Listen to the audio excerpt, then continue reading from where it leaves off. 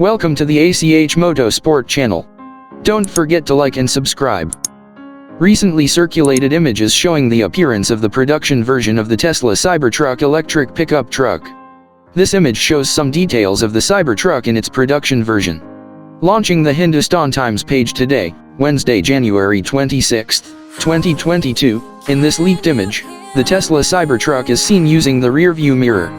However, this electric pickup is not visible using the door handle and the entire body does not see any components.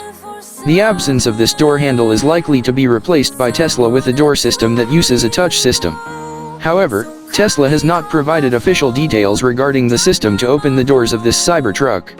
This production version of the Cybertruck clearly has a much different look from the prototype version introduced in 2019.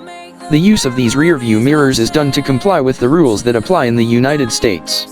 In addition, this production version has a smaller size than the prototype, and there is a single large wiper positioned along the A-pillar. The Tesla Cybertruck has experienced several production delays. The electric pickup made by the car maker, led by Elon Musk, was first scheduled to enter production at the end of 2021, but had to be postponed until 2022 due to a component crisis.